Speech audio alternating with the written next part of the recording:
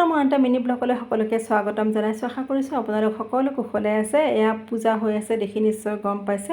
আজি অৱশ্যে মোৰ ঘৰত নহয়, মোৰ বাহঁতৰ ঘৰত হৈ আছে সত্যনাৰায়ণ পূজা, আৰু সন্ধিয়া আহিলোঁ বাহঁতৰ ঘৰলৈকে। এইকেইদিন আমাৰ এখনৰ পিছত আন এখন পূজা হৈয়ে আছে। প্ৰথমতে মোৰ ঘৰত হৈ গ'ল সত্যনাৰায়ণ পূজা, তাৰপাছত মাহঁতৰ ঘৰত হৈ গ'ল মনসা পূজা। মই আপোনালোকক দেখাইছিলোঁ মা মনসাৰ মূৰ্তি অনাৰ পাছত আমাৰ মা মনসা মন্দিৰত আচলতে প্ৰাণ প্ৰতিষ্ঠা কৰা হৈছিলে।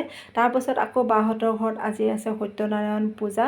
এই পুৰোহিতজনক লগ পাই আচলতে বৰ ভাল লাগিলে। তেওঁ ইমান বেছি ধেমালি কৰিছে আৰু পূজাভাগ বৰ ধুনীয়াকৈ কৰিছে।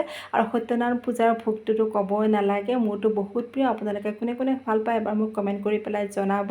আৰু পূজাভাগ যেতিয়া খুব সুন্দৰকৈ কৰা হয় তেতিয়া মনটোও ভাল লাগে। আৰু ঘৰখনত যদি মাজে মাজে নাম বা মাংগলিক অনুষ্ঠান কিছুমান কৰি থকা হয় তেতিয়াহ'লে ঘৰখনলৈ পজিটিভ ভাৱ এটাও আহে।